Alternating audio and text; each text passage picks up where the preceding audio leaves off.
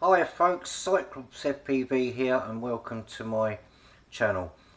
You can probably gather by the title on this video that today we're going to be reviewing the Happymodel Crux 3. Now this turned out to be a very interesting quad, which is why I picked it up for a number of reasons.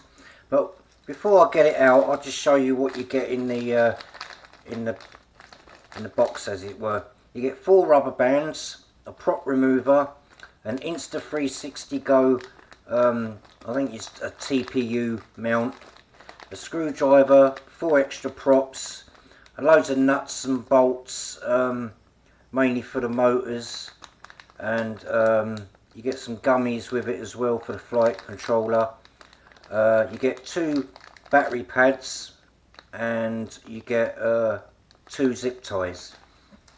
Also in the box you get the Cadex Ant camera controller and the cable. It's a real pain in the backside trying to feed that through if you don't want to take the canopy off. But anyway, I only changed mine from NTSC to PAL, so that's all I use that for. You get the Betaflight setup manual and all that, and you get a couple of stickers, which I've already used one of. So nothing exciting there really. As I'm not using the Insta360 Go, I'll be flying it on these GMB 650s, which I've had lying around. Right, so the text and the specs. Right, well this is a 4.1 gram 1S 2S brushless toothpick drone, new all-in-one 4-in-1 Cadex X, Crazy Bee X flight controller, 1200 TV lines, Cadex Ant camera, and new 1202 brushless motors with an XT30 on it. Wheelbase is 115 millimeters, and this is the D8 version, the non-EU version. Now the thing that interests me about this was these motors. We've got these new EX12025 6400 kV motors running 3-inch props.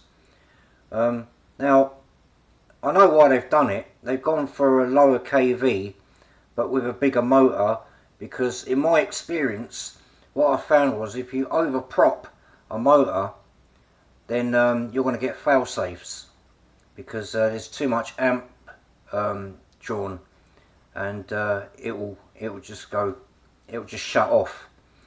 Either that or you'll blow an ESC probably.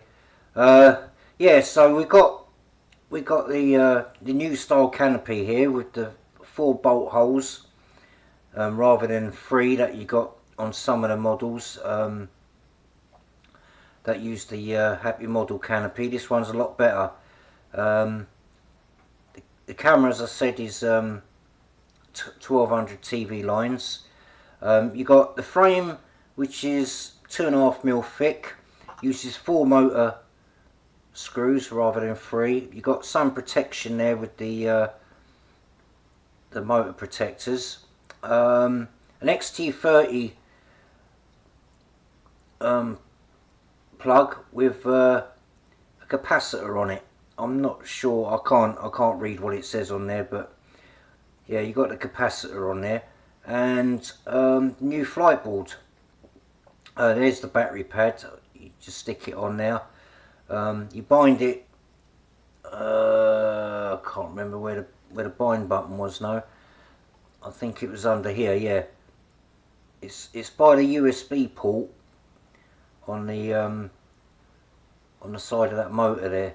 I don't know if this camera will pick it up, but yeah. And then I mounted my elastic bands in that kind of configuration, so I can have it either going lengthways or, you know, across.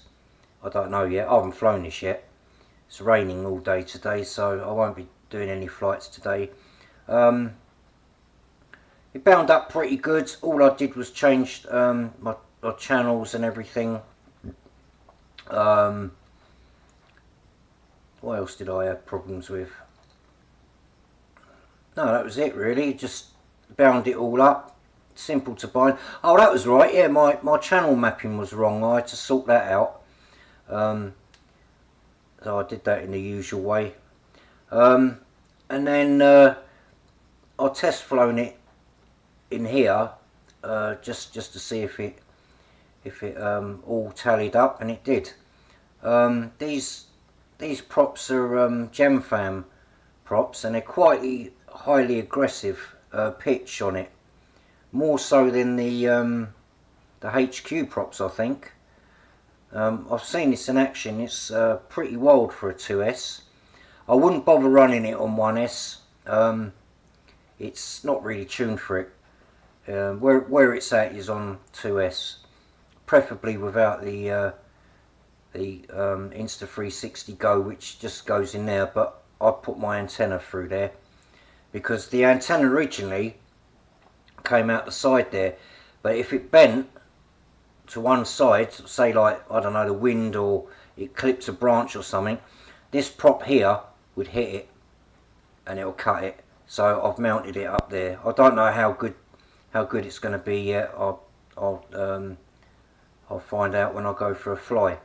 But yeah, it's pretty well made. It's the motors look very familiar to me. They look like an eSheen product, or even a UAV RC product. I wonder if they all share the same motor company and then just put their own names on it, because they're exactly the same pattern and everything. But anyway, yeah, and I put a zip tie down there, just where the wires come out, because in a crash, if it pulls the battery out, I don't want it ripping the pads off. So I just put a tiny little zip tie on there just to take up some of the relief. I don't know how durable this frame will be, because I can see it snapping on the corners there. They're quite weak, although it seems to have quite a bit of flex, but I don't know. I've heard some people changing out and getting a frame that's 115mm. I can't think of the one. I think it might be Sailfly. There was another one as well, but the name escapes me. Yeah, I can't remember.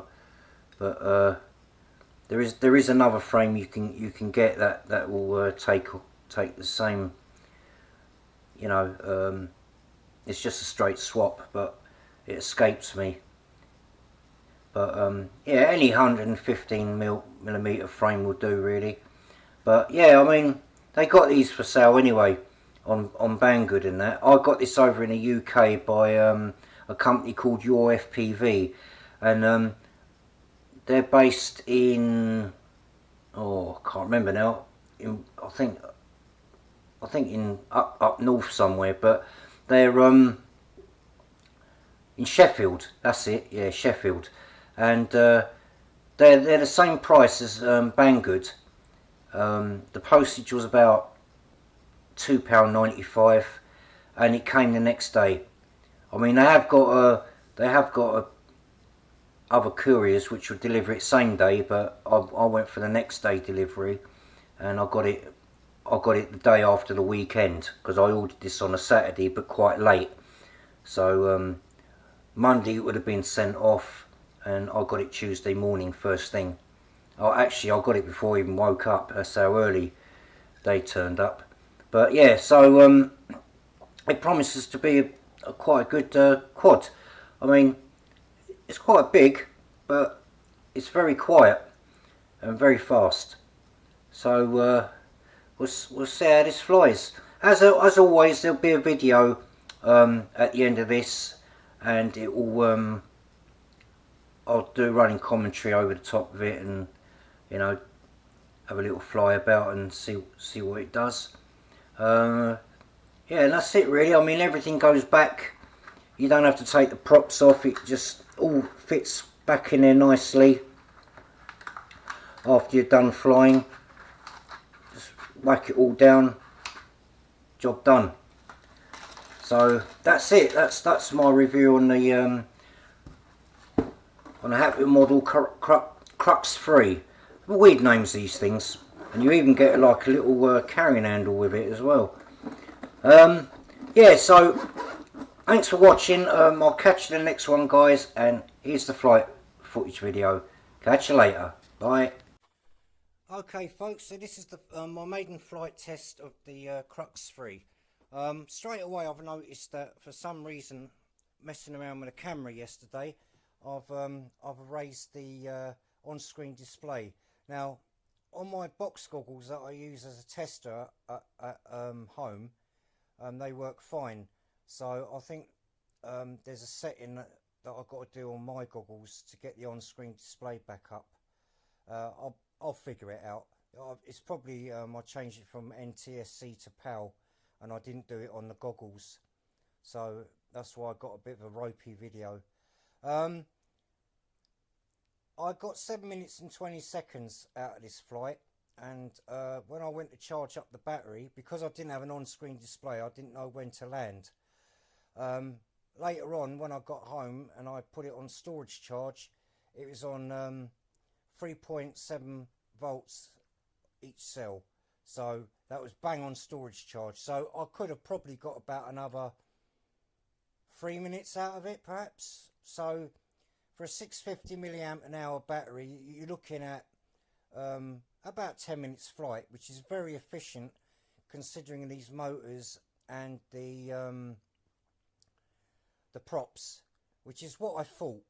I thought, because these are 3-inch props, so they're gonna be quite efficient on those weird size motors. The other thing is it was quite windy. I wanted to do some tree dives, but it was so windy I didn't want to risk losing it in the trees, basically. So yeah, I'm getting a bit of a video noise on here as well. I don't know why that is, but again, I think it's all to do with the settings on the goggles. But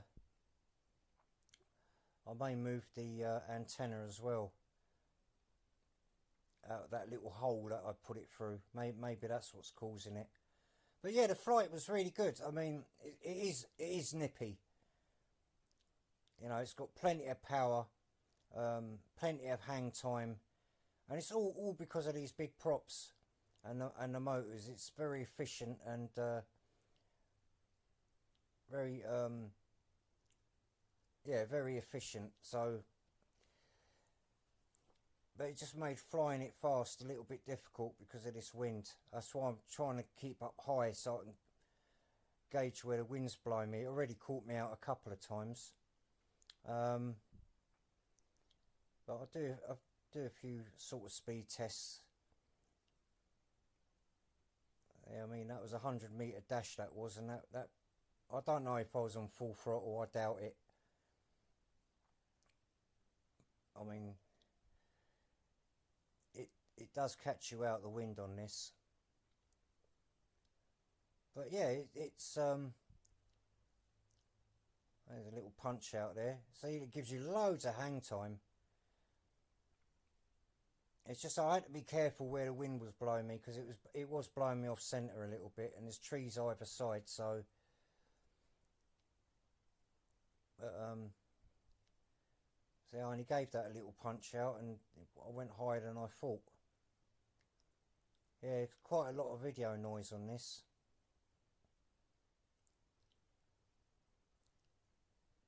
It wasn't so bad in the goggles, but I'm noticing it a lot more now on maybe it's the goggles, you know, because when I flew it indoors the other day, I wasn't getting any of that, but I was using my box goggles, which I sort of use at home just to test stuff on and to fly my little whoops. in and around the rooms every now and then.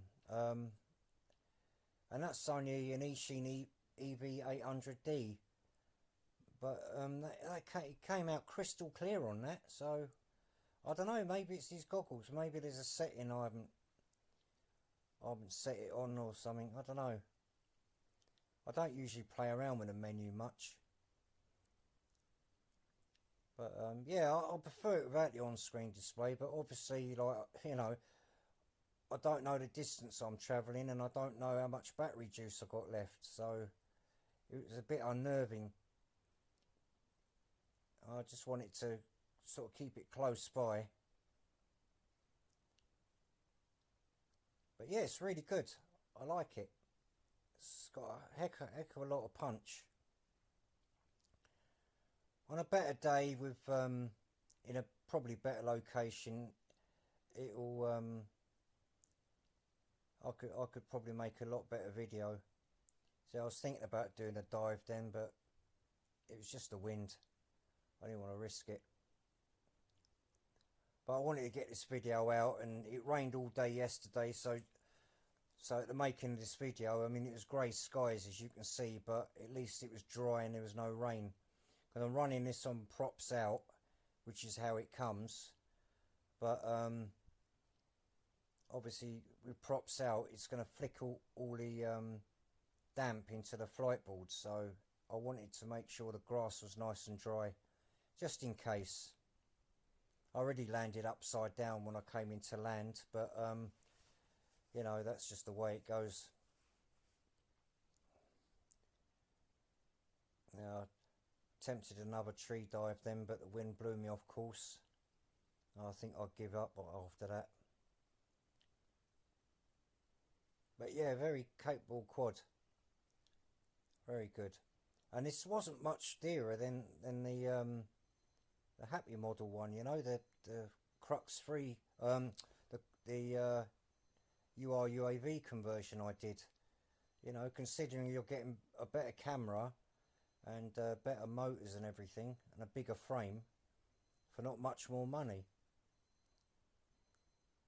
And twice the power, of course. Right, this is where I sort of come into land. Just trying to make sure there's a school that's behind me, a little kids school. I just want to make sure that, you know, there's no one walking right in front of me, or because they're coming to pick up all their kids. Anyway, that's the end of the flight video. I think I'm just about to switch everything off, and it'll be 7 minutes and 20 seconds, and that's on storage charge. Okay.